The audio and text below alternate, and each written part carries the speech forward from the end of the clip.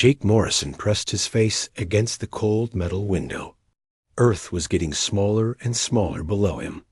The blue and green planet that had been his home for 35 years now looked like a marble in the darkness of space. The ship was loud and smelled like oil and something he could not name. Around him, 47 other humans sat in hard metal seats. They were the last group to leave Earth. The aliens had said there was no point in staying. Earth was dying, they said. Nothing could grow there anymore. The water was bad. The air was hard to breathe in most places. Jake looked at his wife Lisa. She was holding their 6-year-old daughter Amy in her arms. Amy was sleeping, but Lisa's eyes were wide open. She had been crying earlier, but now she just stared at nothing. Jake wanted to tell her everything would be okay, but he was not sure if that was true. "Attention, human cargo," a voice said over the ship's speakers. The voice was cold and flat. It belonged to Commander Vex Thai, one of the reptile aliens who ran the ship. "We will reach Colony Station Omega-7 in 2 days. You will work in the mines. You will do what you are told. You will not cause trouble." Jake felt anger rise in his chest, but he pushed it down. Getting angry would not help anyone. He had learned that lesson during the last years on Earth, when the governments fell apart and the big companies stopped caring about normal people. Behind him, Dr. Ben Carter was looking through a thick folder of papers. Ben had been Earth's top expert on growing food. He had worked for years to help crops survive in the bad soil and strange weather. But even Ben could not save Earth in the end. Damage was too deep. "What are those papers?" Jake asked quietly. Ben looked up. His eyes were tired and sad. "Everything I know about plants and farming. I thought maybe we could use it somewhere else." A few seats away, an old man named Pete was talking softly to his grandson. The boy was maybe 10 years old. His parents had died in the floods that destroyed Chicago. Pete was all the family he had left. "Grandpa, will we ever go home?" the boy asked. Pete's voice was gentle but firm. "This is our home now, kiddo. We have to make the best of it." The alien ship was not built for humans. Everything was too big or too small. The lights were too bright and the wrong color. The food tasted like plastic, but the humans helped each other. They shared blankets. They told stories to keep the children calm. They took turns watching the sick people. Jake noticed that the aliens on the ship did not help each other the same way. The reptile ones, like Commander Vex Thai, gave orders. The tall, thin ones with blue skin just did their jobs and said nothing. The small, furry ones stayed in their own group and did not talk to anyone else. Commander Vex Thai walked through the human section once each day. He looked at them like they were broken machines. His yellow eyes showed no feeling at all. "Your species failed," he told Jake one day. "You destroyed your own world. You fight each other instead of working together. You feel too much. That is why you are weak." Jake looked right back at him. "We made mistakes, big ones, but we are still here. We are still trying." The alien made a sound like a snake laughing. "Trying is not enough. Results matter. Your world is dead. You have no results." After the alien left, Lisa moved closer to Jake. "Do you really think we can make it?" she whispered. Jake put his arm around her and Amy. "I don't know what will happen, but I know we will not give up. That is what makes us human." On the second day, Jake walked around the ship more. He found a small room where some of the other humans were sitting together. There was Maria, a teacher from Mexico. There was Paul, who had been a mechanic in Detroit. There was Nancy, an old nurse from Texas. "What do you think this mining station will be like?" Maria asked. Paul shook his head. "Probably bad, but we have each other." "That counts for something." Nancy nodded. I have seen bad times before. People can survive anything if they stick together. Jake felt something warm in his chest. Hope, maybe. These people had lost everything, but they still cared about each other. They still believed things could get better. That evening, Amy woke, up from a long sleep. She looked around the ship with wide eyes. "Daddy, where are we going?" She asked. Jake thought about how to explain it. "We are going to a new place. It might be hard at first, but we will be together, and we will help other people, and they will help us." Amy nodded like this made perfect sense. "Will there be other kids there?" "I hope so, sweetheart." "Good. I can teach them games." Jake smiled for the first time in days. His daughter was thinking about helping others she had not even met yet. Maybe Commander Vexthai was wrong. Maybe feeling too much was not a weakness. Maybe it was the thing that would help them survive. The next morning, Colony Station Omega-7 appeared outside the windows. It was huge and gray and ugly. It looked like a giant metal spider hanging in space. Jake felt scared, but he also felt ready. The aliens thought Earth was a wasteland. They thought humans were weak and useless. But Jake had something they did not understand. He had hope, and he was going to share that hope with anyone who needed it, human or alien. The ship docked with a loud clang. Commander Vexthai's voice came over the speakers one last time. "Welcome to your new home, humans. Try not to die too quickly." Jake stood up and helped Lisa get Amy ready. Around him, the other humans were gathering their few belongings. They were scared, but they were ready to face whatever came next, together. Colony Station Omega-7 was the ugliest place Jake had ever seen. The walls were gray metal. The lights were too bright and made everything look sick. The air smelled like chemicals and sweat and fear. A huge alien with 6 arms and a face like an angry bug met them at the docking bay. His name was Commander Zarkel, and he was in charge of the whole station. He looked at the humans like they were garbage. "You are here to work," he said in a voice that sounded like grinding metal. "You will mine rare metals from the moon below. The work is dangerous. Many of you will die. I do not care. There are always more workers." Jake felt Lisa grab his hand tightly. Amy was hiding behind her mother's legs. The other humans looked scared and tired. "You will live on level 9, Commander." Zarkel continued. "That is the bottom level. You will work 12 hours each day. You will rest 8 hours. The other 4 hours are for eating and cleaning. Do not cause trouble. Do not try to leave your level. Do not talk to workers from other species unless it is about work." 2 smaller aliens with gray skin and no hair led the humans through the station. Jake looked around as they walked. The station was huge. Thousands of aliens from many different species worked here. But Jake noticed something strange. They did not talk to each other unless they had to. They did not smile. They did not help each other. The tall aliens with blue skin and long arms worked by themselves. The short, furry ones stayed in their own groups. The ones that looked like walking fish stayed in special tanks filled with water. Everyone seemed afraid and alone. Level 9 was at the very bottom of the station. The rooms were small and dirty. Each family got one room with 2 beds and a tiny bathroom. There was no kitchen. Food came from machines in the hallway, and it tasted like cardboard. "This is our new home," Lisa said quietly, looking around their tiny room. Amy sat on one of the beds. "It is not very pretty," she said. Jake sat next to her. "No, it is not. But we can make it better. We just have to be patient." The next morning, Jake was assigned to Mining Crew 7. His job was to dig rare metals out of the rocks deep under the station. The work was hard and dangerous. The tunnels were dark and hot. Sometimes rocks fell from the ceiling.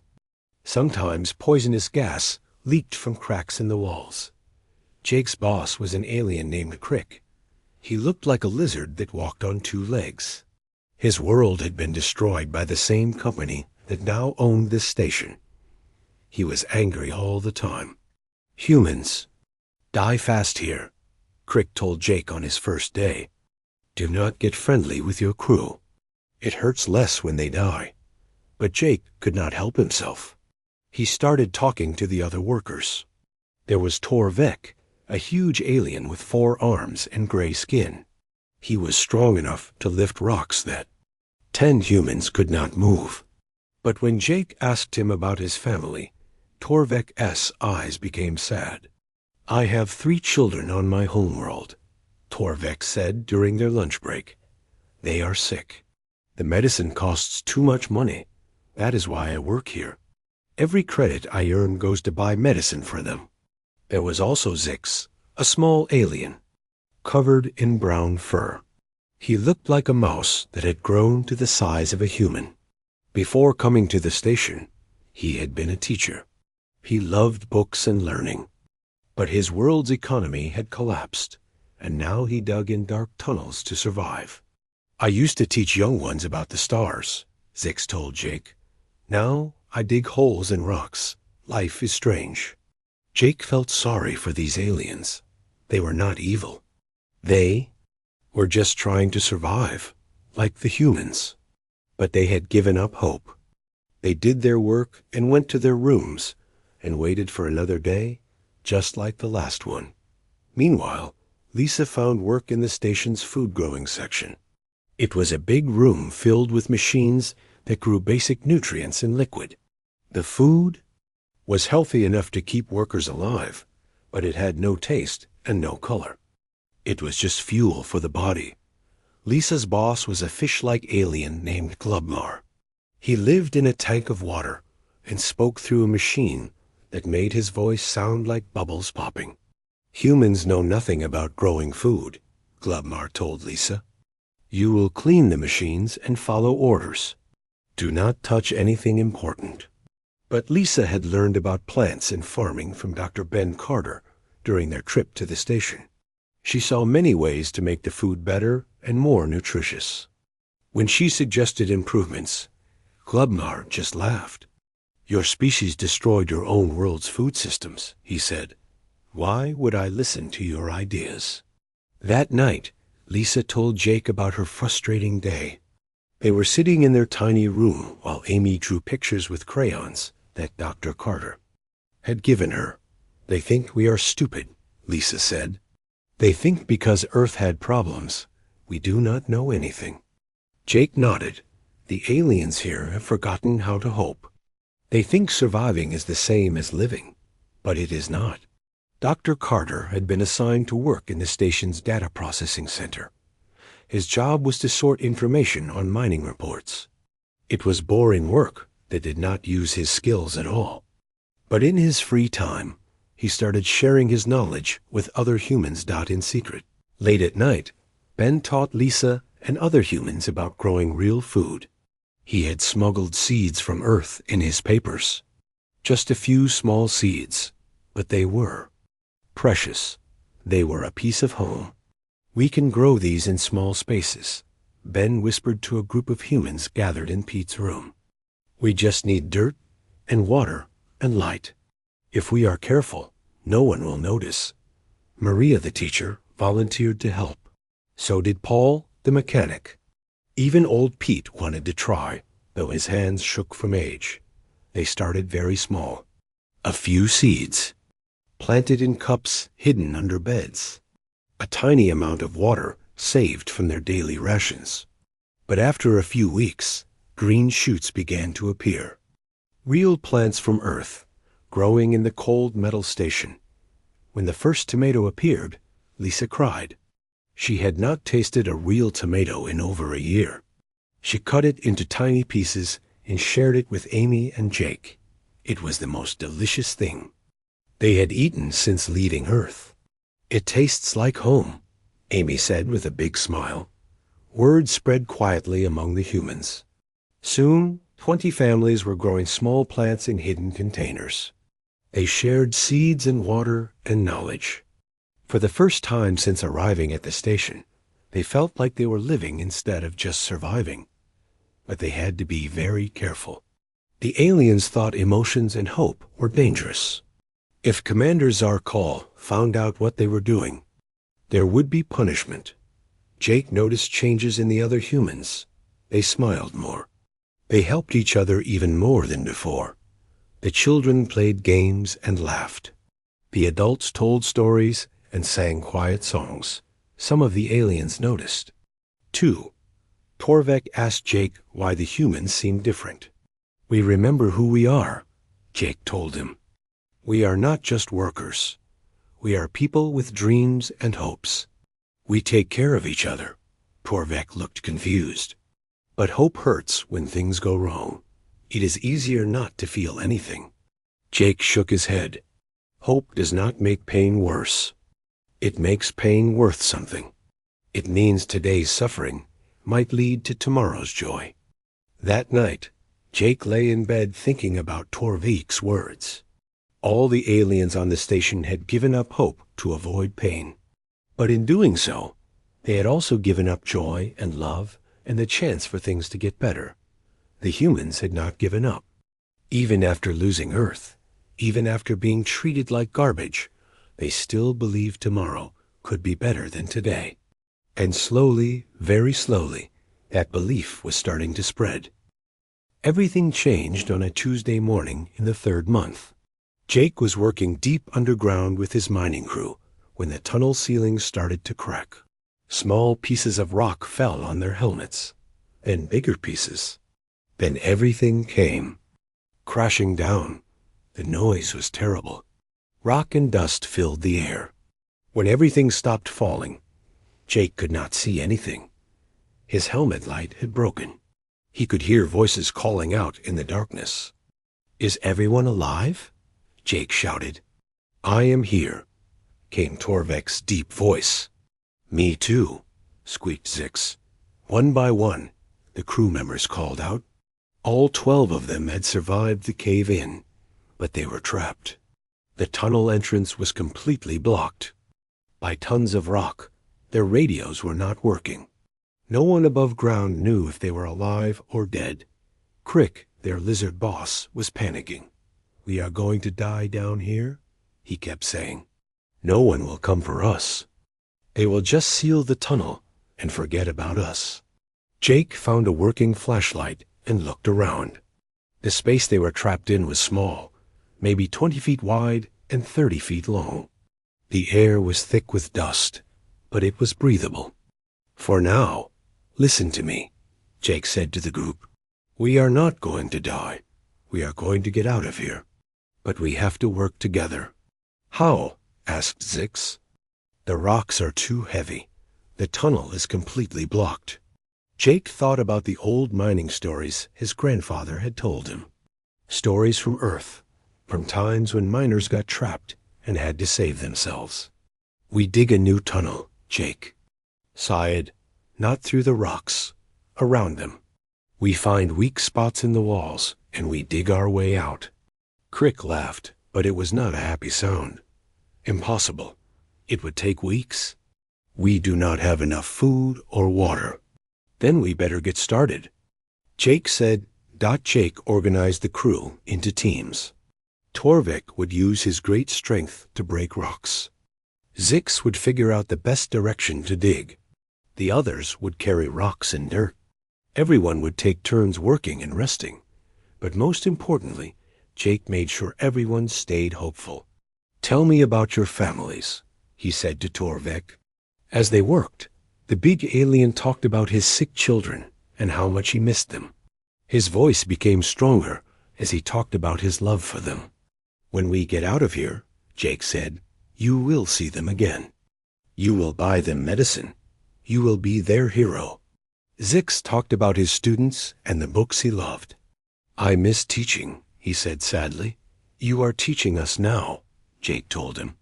"You are showing us how to find the right path. That is what teachers do." Even Crick started to change. As the hours passed, he stopped complaining and started helping. He knew more about the tunnel systems than anyone else. Meanwhile, above ground, Lisa was fighting her own battle. When the mining crew did not return, Commander Zarkol had declared them dead. Standard procedure was to seal the tunnel and move on. You cannot just give up on them, Lisa told the commander. They are dead, Zarkol said with no emotion. Sending rescue crews would risk more lives. It is not efficient. But Lisa did not give up. She went to the other humans on the station. She told them about Jake and the trapped crew. She asked for their help. "What can we do?" asked Dr. Carter. "We are just workers. We have no power here. We have something better," Lisa said. "We have each other." Lisa organized the humans to do something that had never happened on Omega-7 before. They started talking to aliens from other species. Not about work, about the trapped miners, about why their lives mattered. Maria, the teacher, talked to some of the blue-skinned aliens who worked in the technical sections. She discovered that they were actually very curious about humans, but they had been told not to get involved with other species. Paul, the mechanic, found some of the furry aliens who worked on the mining equipment. He learned that many of them had been trapped in accidents on their own worlds. They understood what it was like to be abandoned. Even old Pete talked to some of the fish-like aliens in their water tanks. He told them about Jake's kindness and how Jake had helped everyone during the journey from Earth. Slowly, something amazing started to happen. Aliens from different species began to care about the trapped miners. They had never worked together before, but they started organizing their own rescue effort. A group of the strong warrior aliens offered to help move rocks. Some of the technical aliens said they could build better digging equipment. Even some of the quiet mechanical aliens wanted to help. For the first time in the station's history, different species were cooperating because they wanted to, not because they were ordered to dot down in the collapsed tunnel. Jake's crew was making progress. After 60 hours of digging, they had created a small tunnel that went around the cave-in. It was dangerous work. More rocks could fall at any time. The air was getting bad, but they kept going. Jake noticed that the aliens in his crew were changing. They were helping each other without being asked. They were sharing their water and food. They were telling stories to keep everyone's spirits up. "Why do you care so much about saving all of us?" Torvik asked Jake during a rest break. "On my world, each person looks out for themselves. Because we are stronger together," Jake said. "One person alone can give up. But when we help each other, we find strength we did not know we had." Zix nodded. "I am learning something. Hope is not just believing things will get better. Hope is working to make things better." On the third day, they finally broke through. Jake's flashlight beam shone into another tunnel that connected to the main mining system. They were going to make it, but as they prepared to climb out, there was another rumble. More rocks were falling. The tunnel they had just dug was starting to collapse. "Run!" Jake shouted. One by one, the crew members climbed through the hole. Torvik went first because he was biggest and strongest. Then Zix and the others. Jake waited until everyone else was safe. As Jake climbed through, rocks fell behind him. The tunnel collapsed completely just as he reached safety. A few seconds later, and he would have been crushed. The crew emerged into the main tunnel system to find an amazing sight. Dozens of aliens from many different species were waiting for them. They had organized the rescue effort together. When official help was denied, they had decided to help anyway. Commander Zarkal was furious when he found out. "This cooperation between species is not allowed," he shouted. "You will return to your assigned areas immediately." But something had changed on Omega-7. For the first time, workers from different species had come together to save lives, had seen that cooperation was possible. They had seen that caring about others made them stronger, not weaker. Katara, one of the blue warrior aliens, stepped forward. "These humans showed us something we had forgotten," she said. "That surviving means more than just staying alive. It means living for something that matters." Jake looked around at all the faces, human and alien, that had worked together to save his crew. He saw hope in their eyes. Real hope, the kind that makes people willing to take risks to help each other. "Thank you," he said simply. "All of you." Commander Zarkal warned everyone that there would be consequences for breaking the rules. But Jake could see that it was too late. The seed of hope had been planted, and once hope starts growing, it is very hard to stop. Word about the rescue spread through the station, like water through cracks in stone. Workers who had never talked to each other before started asking questions. Why had so many different species worked together? What made the humans special? Why did they never give up? Jake became something he had never expected to be: famous. Aliens from other levels came to see the human who had saved his crew by refusing to accept death. Some were curious, some were suspicious, but all of them seemed surprised that hope could be so powerful. Dr. Carter and Lisa's secret garden project grew bigger. What had started as a few seeds hidden in cups became something amazing. They found empty storage rooms on level 9 and turned them into growing spaces. With help from Paul's mechanical skills and knowledge from aliens who joined their cause, they built systems to bring in light and water. That the gardens were beautiful. Real plants from Earth grew alongside vegetables that Ben had learned to cultivate during the food crisis years. There were tomatoes and beans, and even some flowers that Amy had insisted they plant. Flowers do not feed anyone. Glubmar, the fish alien, had complained when he discovered what Lisa was doing. "Flowers feed the soul," Lisa had replied, "and souls need food too." More and more aliens started visiting the gardens. They came during their rest hours when they were supposed to be sleeping. At first, they just looked. Many had never seen real plants before.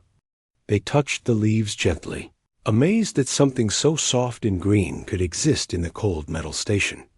Zix was one of the first aliens to really understand. He started bringing children from his species to see the plants.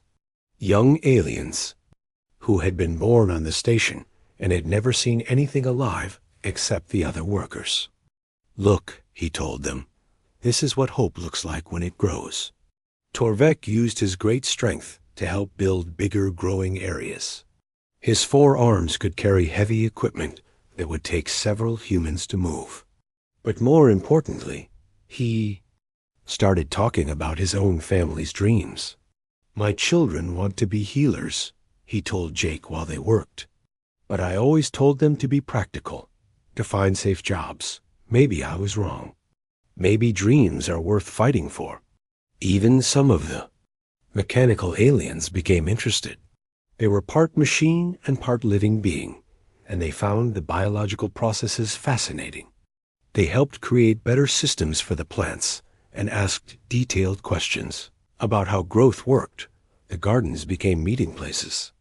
After work, aliens from different species would gather there to eat food that actually had flavor. They shared stories about their home worlds. They talked about their families and their hopes. They laughed together. Commander Zarkal noticed the changes in his workers. Productivity was up. Accidents were down. Workers were arriving on time and staying focused during their shifts. But instead of being happy about this, he was worried. "This emotional behavior will spread," he told his assistant, a thin alien with silver skin. "Workers who feel hope will start making demands. They will question orders. This leads to chaos." The assistant was not sure.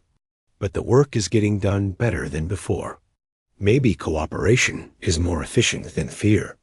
"Efficiency is not the only goal," Zarkal snapped. "Control is more important. Workers must know their place." Then came news that made everyone nervous. Coalition Inspector General Vorthik was coming to Omega-7 for a surprise inspection. Vorthek was famous throughout the galaxy for maintaining order through strict rules and harsh punishments. He had shut down dozens of facilities that showed signs of emotional contamination. "He will destroy everything we have built," Zix said to Jake during a worried meeting in the gardens. "Then we will build it again," Jake replied. "Hope is not something you can destroy with rules and punishments. It lives in people's hearts." But Jake was worried too. He had Amy to think about, and Lisa, and all the humans and aliens who had become like family to him. He could not let them be hurt because of his beliefs. Dr. Carter had an idea. "We have data," he said. "Numbers that show how much better the station is working now. If we can prove that cooperation makes everything more efficient, maybe they will listen." They worked through the night gathering information. Production reports, accident statistics, worker satisfaction surveys. Everything showed the same thing. The station was running better than it ever had before. Meanwhile, Lisa organized the alien families to prepare for the inspection. They cleaned the gardens and made sure the growing systems looked professional. They practiced explaining how the plants helped with nutrition and morale. "We are not hiding what we do," she told everyone. "We are proud of it. We will show them that hope makes us stronger, not weaker." Inspector General Vorthek arrived with 3 ships full of security forces. He was a tall, thin alien with cold black eyes and gray skin that looked like metal. He had been in charge of maintaining coalition order for over 50 years. Commander Zarkle met him at the docking bay. "Welcome, Inspector General. The station is ready for your inspection." "I have heard disturbing reports," Vorthek said in a voice like ice. "Workers from different species cooperating. Emotional displays. Unauthorized activities. This ends now." The inspection started on level 1 and worked its way down. At each level, Vorthek found evidence of the changes. Workers talking to each other during breaks. Aliens from different species helping each other with tasks. Small decorations and personal items in work areas. "This is exactly what I was warned about," Vorthek told his security team. "The human contamination has spread throughout the facility." When they reached level 9, Vorthek saw the gardens. His reaction was immediate and angry. "Destroy all of this," he ordered. "Plants and growing systems, everything. This is unauthorized. Use of coalition resources." "Wait." Dr. Carter stepped forward with his data reports. "Please look at these numbers first. Since the garden started, productivity is up 40%. Accidents are down 60%. Worker efficiency has never been higher." Vorthek looked at the papers with cold eyes. "Numbers can be manipulated. Results can be temporary. But emotional contamination is permanent. It spreads like a disease." "It is not a disease," Jake said, stepping forward. "It is what makes life worth living." The Inspector General stared at Jake. "You are the one they call the Hope Bringer. A human who refuses to accept reality." "I accept reality," Jake said calmly. "I just believe reality can change." Vorthek ordered his security forces to arrest Jake and the other human leaders. They were going to be sent to different facilities across the galaxy, separated forever. The gardens would be destroyed. The cooperation between species would be forbidden. But as the security forces moved forward, something unexpected happened. Kedara, the blue warrior alien, stepped between them and Jake. "You will not take him." Then Torvek moved to stand beside her. "These humans saved my life. I will not let you hurt them." More aliens joined them, Zix and his family. Some of the mechanical beings. Even a few of the fish-like aliens came out of their water tanks. Soon, hundreds of aliens from dozens of species stood together, protecting the humans. "This is exactly what I feared," Vorthek said. The emotional contamination has made you all weak and rebellious. Kadara stepped forward, her blue skin seeming to glow with determination. You are wrong, Inspector. We are not weak. We are stronger than we have ever been.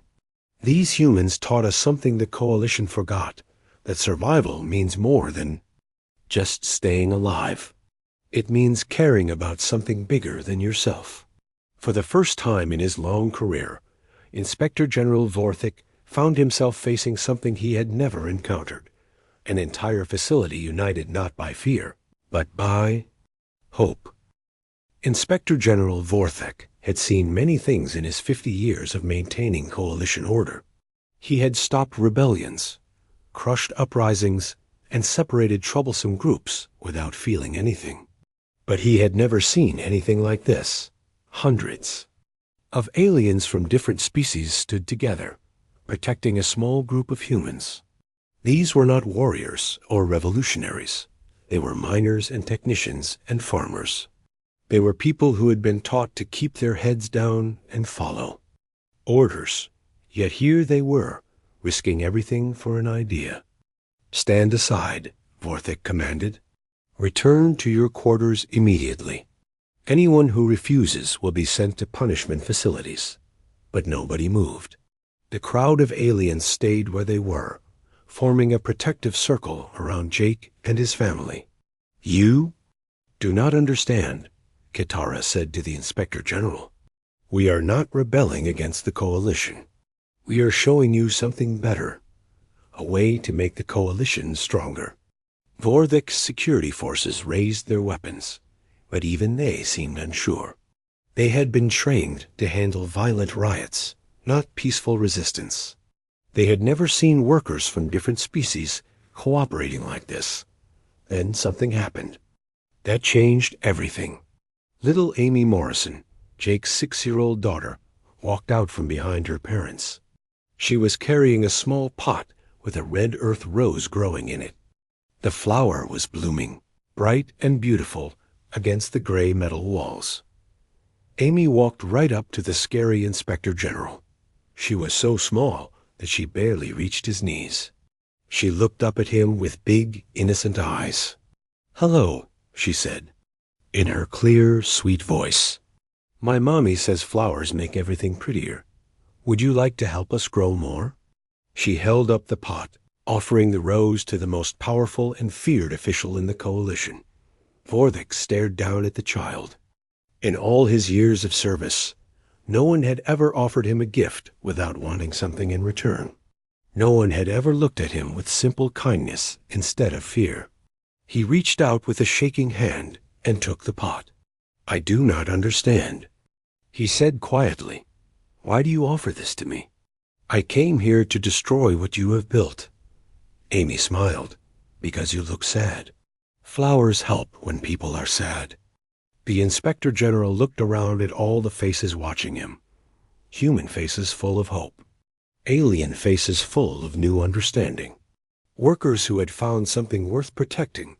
Dr. Carter stepped forward and offered Vorthik his research data. "Inspector General, please look at these numbers. They show that stations where different species work together are much more productive. Accident rates go down. Quality goes up. Workers are healthier and happier." The humans did not just bring hope, Kitara added. They brought results. Real, measurable results.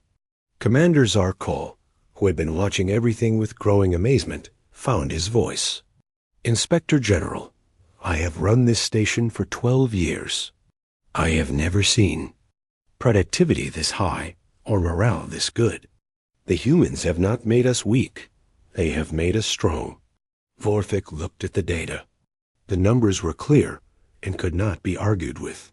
Stations that allowed cooperation between species performed better in every category. They produced more materials, had fewer accidents, and cost less to operate. Other station commanders throughout the galaxy had been monitoring the situation through communication channels. Now their voices came through the speakers. "Inspector General," said one voice, We request permission to implement similar programs at our facilities. Our workers have heard about Omega-7, said another. They are asking for human cooperation. Specialists. The productivity improvements are too significant to ignore, said a third. Vorthik stood in the middle of the garden, holding Amy's rose, surrounded by hundreds of beings who had learned to hope again. He thought about his long career of maintaining order through fear and separation. He thought about the galaxy he had helped create, one where different species stayed apart, where workers did their jobs and nothing more, where no one dared to dream of anything better.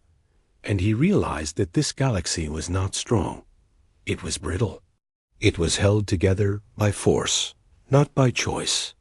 These humans had shown everyone something that the Coalition had forgotten, that beings who choose to work together are far more powerful than beings who are forced to work alone. The human experiment will continue, Vorthik announced.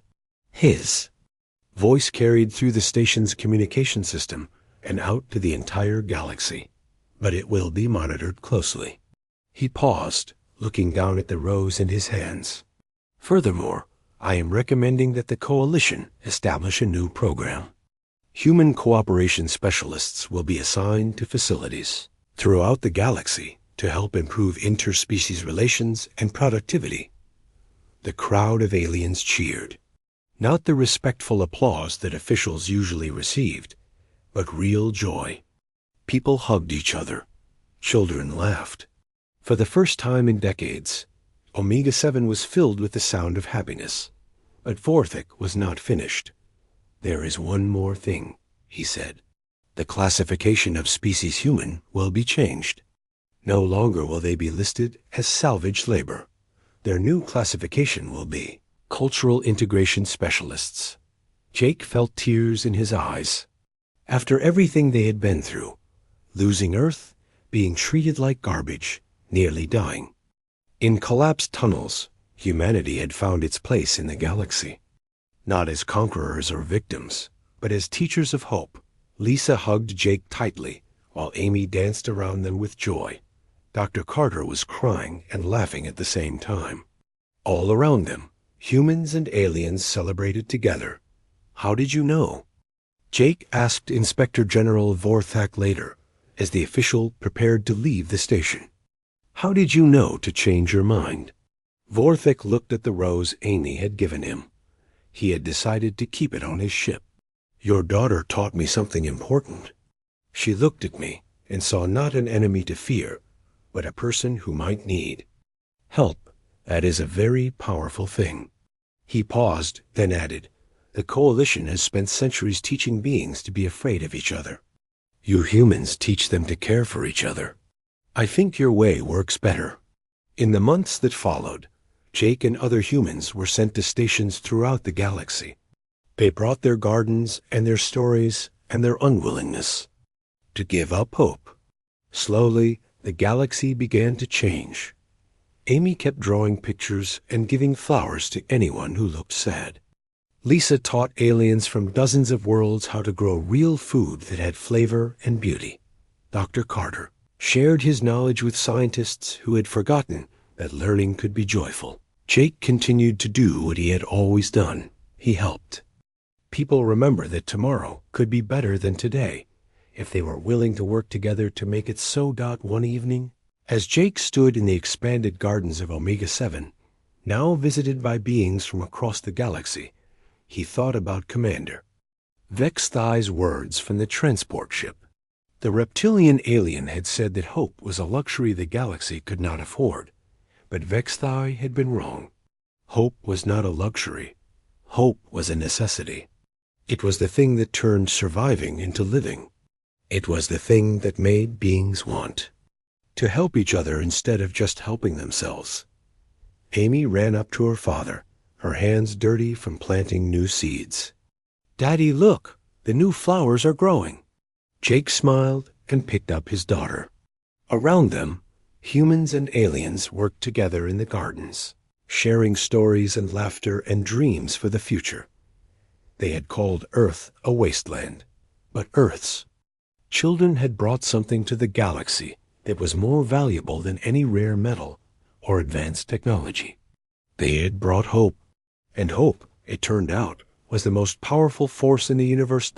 In his final report, Inspector General Vorthik wrote, "The humans have taught us that survival is not enough. To truly live, beings must have something to hope for, something to work toward, something worth protecting.